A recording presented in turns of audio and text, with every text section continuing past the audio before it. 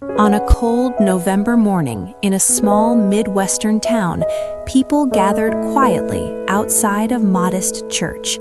There were no cameras, no reporters, just a handful of neighbors, old friends, and distant relatives standing in silence.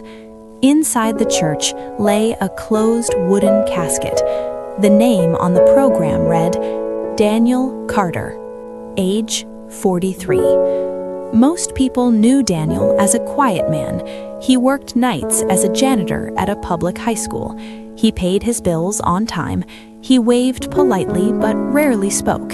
To most, Daniel Carter lived an invisible life, and now, it seemed, he had died the same way, or so they thought. Part 1. A life no one noticed. Daniel wasn't always invisible. As a child, he had dreams like everyone else. He wanted to be a photographer. He loved capturing moments, not big moments, but small ones. A smile between strangers, a bird resting on a wire, sunlight hitting a cracked sidewalk. But life didn't go the way he planned. By his early 30s, Daniel had lost both his parents within 2 years. Shortly after, his marriage ended quietly, without drama, just paperwork and distance. No kids, no close family, no one checking in. He moved into a small apartment near the school where he worked. Nights became routine. Days became quiet. Weeks passed where the only voice he heard was his own. Daniel wasn't depressed in the dramatic sense. He wasn't crying or broken. He was simply absent from the world. And slowly, the world became absent from him. Part 2. The day everything changed. One night, after finishing his shift, Daniel collapsed in the hallway near the gym. A security guard found him unconscious. At the hospital, doctors ran tests and delivered news that would change everything. Daniel had a rare heart condition. Untreated, it could be fatal at any moment.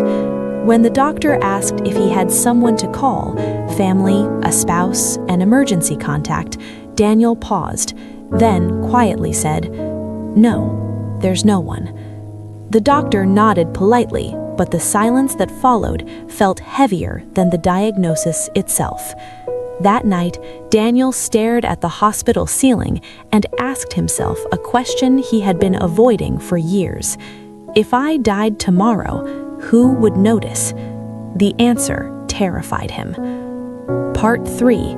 An unusual decision. Daniel didn't spiral. He didn't panic. Instead, he did something unexpected. He went home and started writing.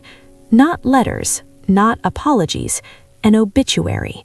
He wrote it honestly, painfully honestly. Daniel Carter lived quietly. He was kind, but often overlooked. He loved photography, but never showed his work. He existed, but rarely felt seen. Then he did something no one would expect. He called a local funeral home.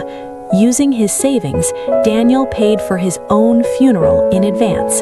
A small service, simple casket, no flowers. And then, without telling anyone, he waited. Part 4. The funeral. 2 weeks later, Daniel didn't show up for work. The school assumed he had quit. A neighbor noticed newspapers piling up and called the police. The assumption was quick, too quick. Daniel was declared dead.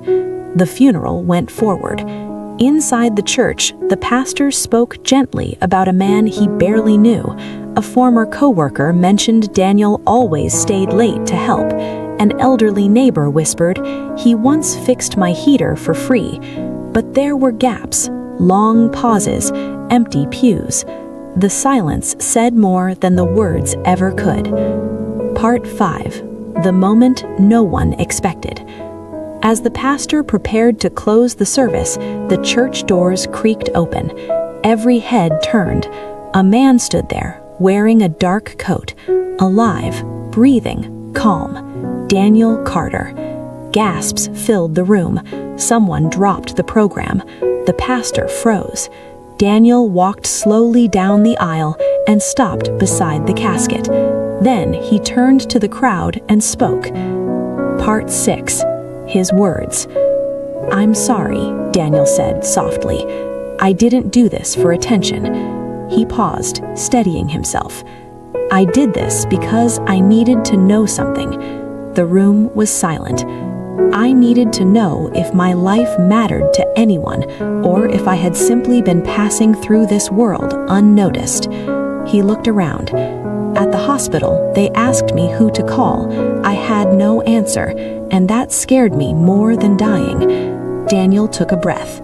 "So I decided to attend my own funeral, not to shock you, but to understand the truth." No one spoke.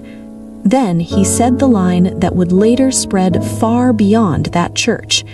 Being alive isn't just about breathing, it's about being seen. Part 7. The Aftermath. Daniel didn't disappear again. He stayed. People talked to him, really talked, for the first time. The school rehired him, this time for daytime hours. A teacher discovered Daniel's old photographs and insisted on displaying them in the hallway. Students stopped to look, to feel, to notice. Daniel started volunteering at a local community center, teaching photography to kids who felt invisible just like he once did. He never became famous, never went viral, but something more important happened. He became real to the people around him. Final message. Narration. Ending. Some people live loud lives, others live quiet ones.